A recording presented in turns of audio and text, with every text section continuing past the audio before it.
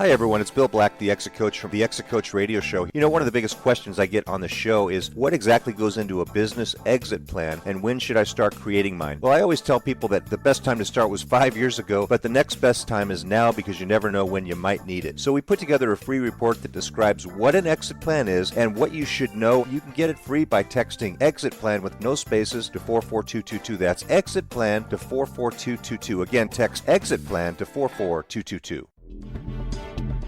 Welcome to the Exit Coach Radio Show, the show for baby boomer business owners who are looking for cutting-edge information as they plan their 3 to 10-year business succession and exit. Every week, we interview top professional advisors for their best tips, strategies, and precautions, so you can be well-planned. And now, here's your host, the Exit Coach, Bill Black. Hey everyone, it's Bill Black, the Exit Coach from the Exit Coach Radio Show. You know, one of the biggest questions I get on the show is what exactly goes into a business exit plan and when should I start creating mine? Well, I always tell people that the best time to start was 5 years ago, but the next best time is now because you never know when you might need it. So we put together a free report that describes what an exit plan is and what you should know. You can get it free by texting exit plan with no spaces to 44222. That's exit plan to 44222. Again, text exit plan to 44222. Welcome to the Exit Coach Radio Show, the show for baby boomer business owners who are looking for cutting-edge information as they plan their 3 to 10-year business succession and exit. Every week, we interview top professional advisors for their best tips, strategies, and precautions, so you can be well-planned. And now, here's your host, the Exit Coach, Bill Black. Well, hey, everyone. Thanks so much for joining me once again today. You know, it's always a great pleasure of mine to bring guests on the show who have as much or more experience than I do in this field and hear their insights. And I have with me one of those such experts, Patrick Carroll, founder and CEO of Obsidian Planning Solutions. And he's got over 35 years of financial and business consulting experience, and he has experienced the various pain points that you business owners feel every day. And he's really dedicated, him and his firm, to helping owners grow and protect their business. And that's what led them to create something called the Lifestyle Protector Program we're going to talk about to help you understand the value of having a continuity, succession, and transition plan in place. And Patrick has developed a simple approach to planning that can be easily incorporated into the hectic schedule of business owners. Patrick, welcome to the show, and thanks so much for joining me once again. It's been a while, but once again. Hi, Bill. Thanks for having me. My pleasure. Patrick, you have a great reputation in the world of exit planning as someone who really knows how to break things down for business owners and communicate clearly, but also not miss things. And we're going to talk today about why a business owner's personal finances are critical to the success of an exit or transition plan. Before we get into that, though, could you please just share with our listeners a little bit about you and your background and how you got into this great field of exit planning? Sure. I've been in the financial planning business since the early 80s, and in 1988, I got my CFP, and as I worked with individuals and businesses over the years, I discovered that I really enjoyed the complexities and the intricacies of working with business owners, so we gravitated to that area. And then the next step in my education in 2000, I got certified as an exit planner.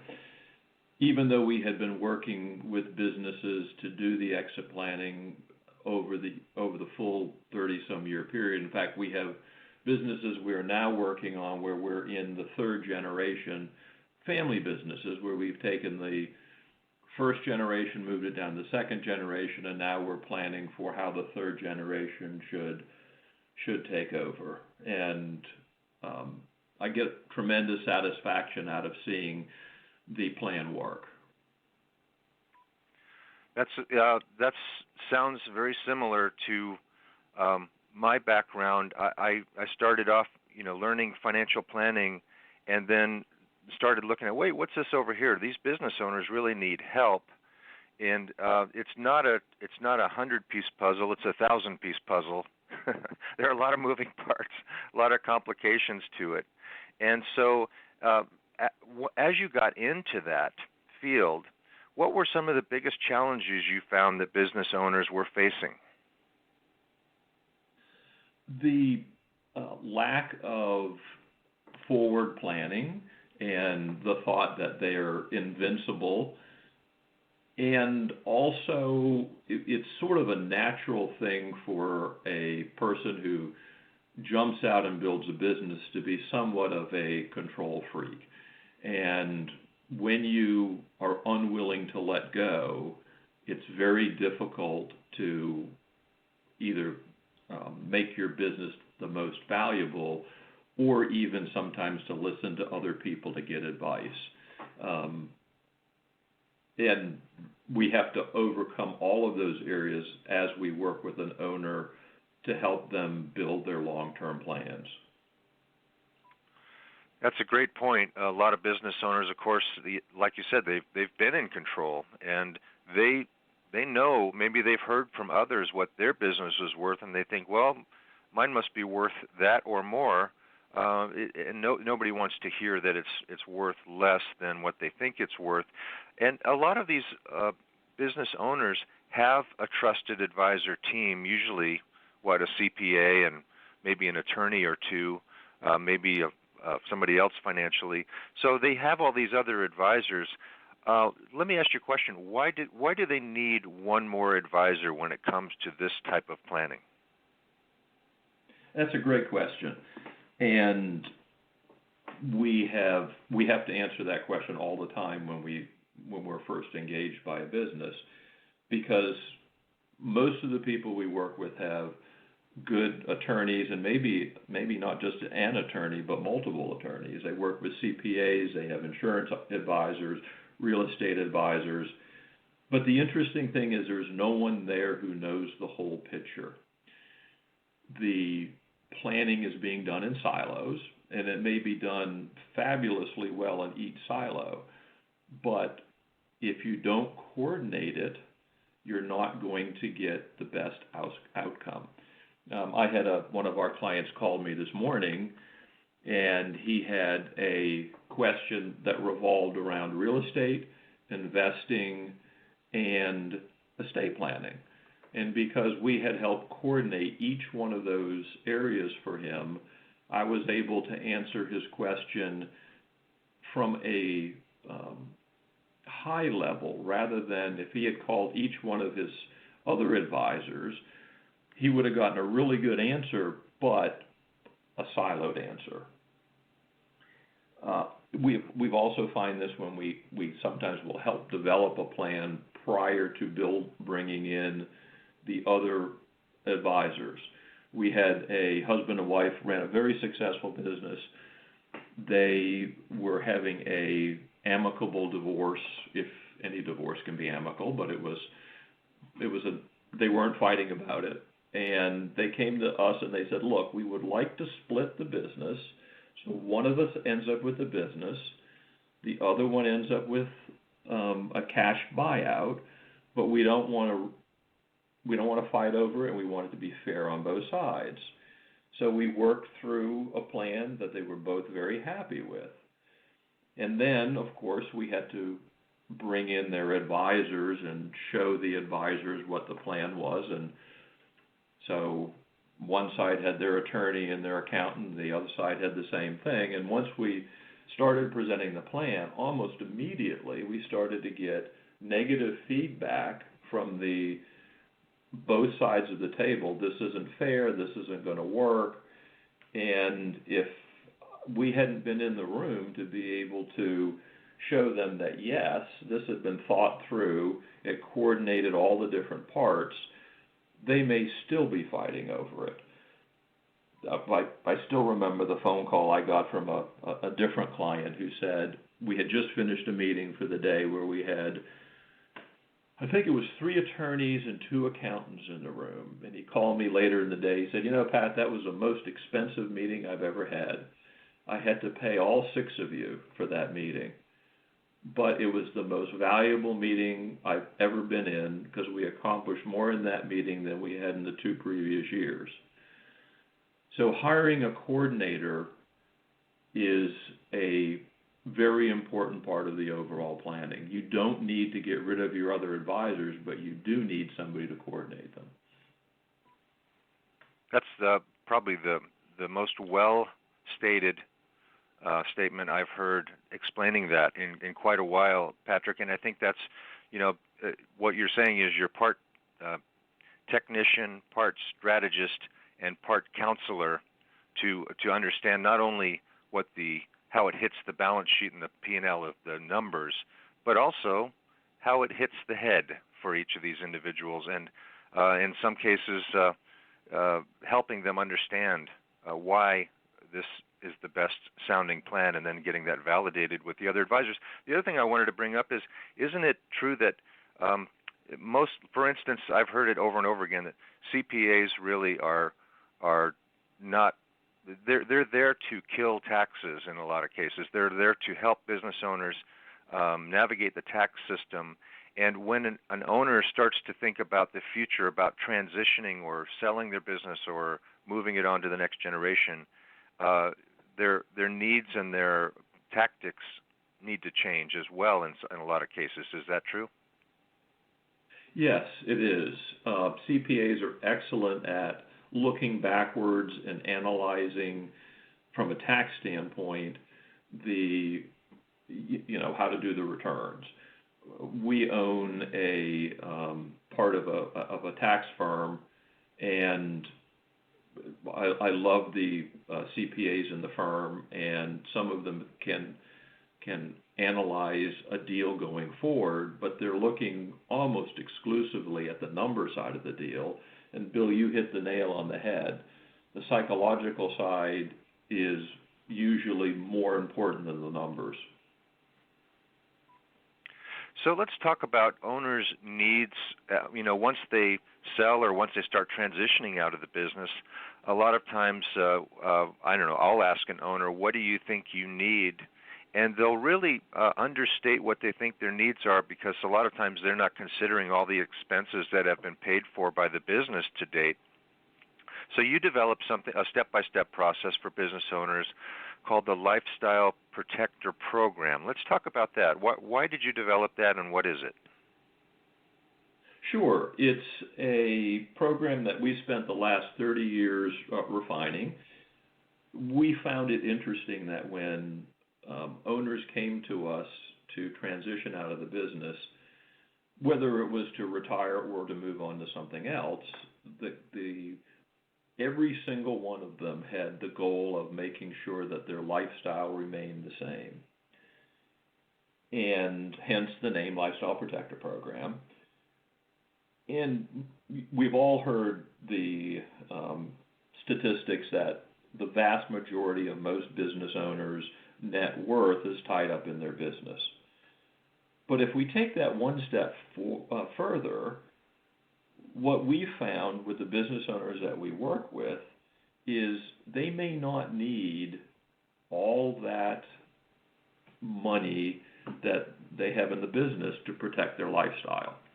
So they come in, meet with us, they're fearful that they need to have a certain amount of money. But most of the business owners we work with have done a fairly good job in building other assets, whether it be a second business or real estate, stock and bond investments. And when we go through the process of analyzing where they are personally, if we come back and we can say, okay, your business is worth $40 million, but you have enough net worth outside the business where you only really need to sell that business for $10 million, you can see the stress level sort of come down 2 notches, because not only is the business a dollar thing that they're trying to turn into cash, but it's also their baby. They've spent 15, 20, 30 years raising, it's like another child. Bill, you have a couple kids, I have a couple kids. We really care about the kids much more from an emotional standpoint than from a money standpoint. And most of the business owners that we work with have the same relationship with their business. They have employees that have been there for many years. They have clients that they want to protect. And if we can go in and we can say, look, your business is worth $40 million. You deserve $40 million for the business, but you only need $10 million. They can then say, all right, I don't need to take the highest bid for the firm that's going to come in and fire everybody. I might take the second or the third bid that better protects my business going forward. Or maybe I won't even sell it externally. Maybe I'll do an internal transfer, knowing that I'll get less money, but knowing it's going to be enough to take care of what I need to do financially, while also taking care of the emotional side of protecting my clients and customers and employees as well.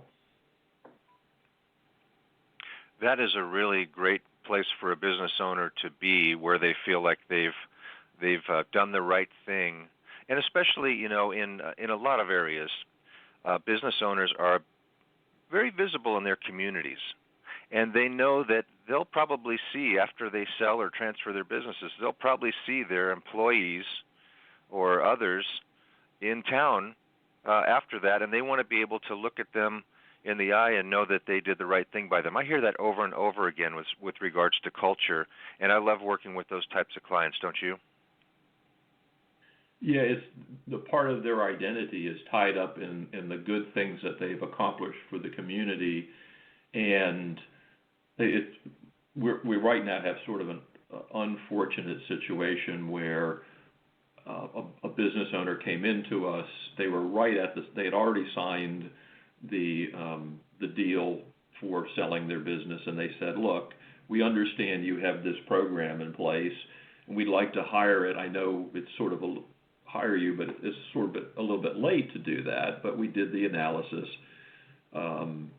And as we've met with them over the last year and a half, they have been very unhappy with what the new owners have done, getting rid of employees and getting rid of and doing things to clients that they didn't think was what they would have done. So, yes, as part of the community, as part of their identity, they want to make sure they're protecting their legacy as they go forward.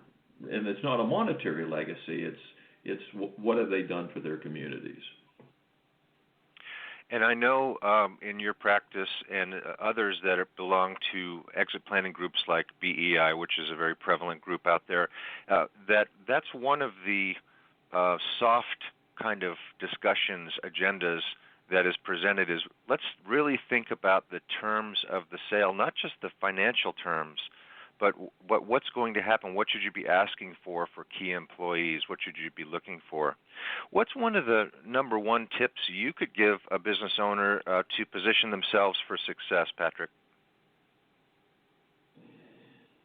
It's something that business owners really often don't think about. As we talked about earlier, most business owners are control freaks, and our biggest advice, and one of the things that's probably hardest for people to actually do, is to make yourself expendable.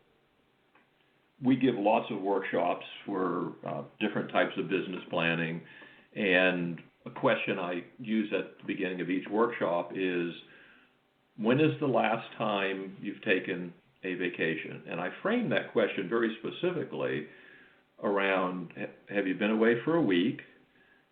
Have you not answered any emails and not made any phone calls?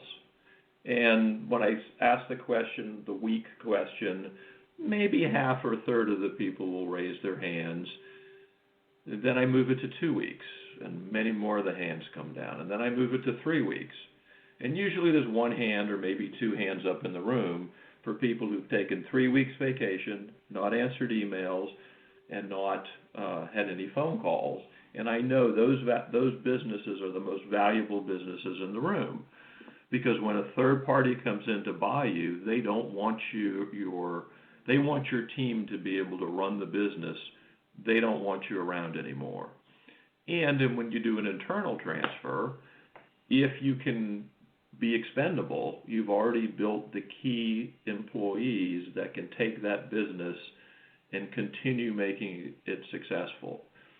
It's really hard for most business owners to do that, and sometimes it will take a number of years of coaching to get them to that point. But whenever they are able to do it, the business is much more valuable.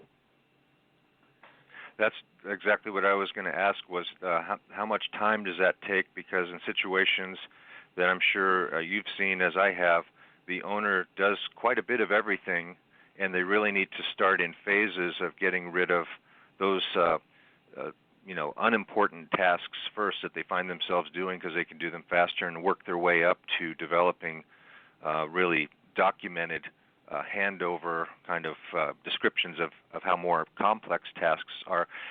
What kind of dashboard do you like to see business owners using, if I may ask? From a dashboard standpoint, there's many different ones that can be used. Power BI, which is a Microsoft product, works pretty good as a dashboard, and you can pull in information from various different systems.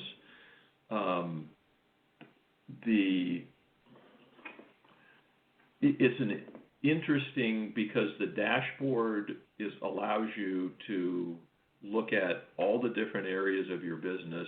You should have a section for sales. You should have a section to look at the numbers. But going back to what I said earlier, each human being and business owner has a unique ability. If you focus on your unique ability, you can make your business more valuable, and you can also work with your employees to have them focus on their unique ability. So if you are not the best with numbers, you should have a dashboard with the high-level numbers, and you should have somebody else in the organization diving down into the low level. We often work with owners where the unique ability of the owner might be sales, and it's interesting that a lot of consultants come in and they say, well, look, you shouldn't be in sales, you need to hire salespeople. Well, what if your unique ability is sales and you're the best salesperson out there? We had one computer consulting firm where after working with them for a couple of years, we had the owner, he moved into sales 100%. He hired a CEO to run the firm, and they grew exponentially because he was willing to let go of all the other parts. So the dashboards are important, but you need to maybe have parts of the dashboard reviewed by other people in your organization. Yeah, good point. Good point. I mean, I was just thinking of if you had a really nice car for sale, but the dashboard didn't work, people would probably pass on that sale. And in a lot of cases, if people say, look, I know you don't have to come in, but what can I look at to see how the business is doing? You know, one of the, it might make the business more successful. One of the things that, and biggest questions that I think owners ask and want to know about is, how much is my business worth, and how does that compare to competitors? And at Obsidian Planning Solutions, you have a complementary business competitive analysis. Tell us a little bit about how that works and how our listeners can take advantage of that. It's a really cool thing to look at because you can benchmark yourself to other businesses just like yourself. What we do is we'll pull in numbers from whatever accounting system that you're using. We will compare that to your type of business and also your size of business. So, for example, we specialize in working with both construction businesses and healthcare businesses. So if we have a plumbing firm that comes in, we'll pull in their numbers and we will run it against the same size firms all over the country, and we can then show them areas where they can tweak and make it better. So we do that as a way to get people to come in and see us. We don't charge for that up front. And if you go to our website, you can sign up for a free phone call where we will then talk about how we get the numbers from you. That's a very valuable service and a very valuable first approach for someone who is wondering, about, what is my business worth? I know what I think it's worth, but what does the marketplace think it's worth, and how does it compare to others? The website is obsidianplanning.com. I'll spell that for you, OBSIDIAN planning.com, obsidianplanning.com, and there's all kinds of great information on the website, and you can schedule a call to talk with Patrick or one of his capable staff about your business and your goals and what your outlook is. Maybe you want to pass it to the next generation. Maybe you want to prepare it for sale to an outside buyer, or maybe you want to do something else with it. But it's time to get started on planning that now. As I say, now's the second best time. 5 years ago was the first best time, right, Patrick? Oh, absolutely. The sooner the better. The sooner the better, and it's a great time, now for business owners to be thinking about what they'll do when we fully recover from all that's been going on lately, and their business is ready to go. So, Patrick, I want to thank you for coming on today and sharing all of your great tips with our listeners. You'll find the link to Patrick's website on our show notes as you check that out at exitcoachradio.com. And really great to talk with you again. I hope we get to talk again sometime in the near future. Thank you very much, Bill.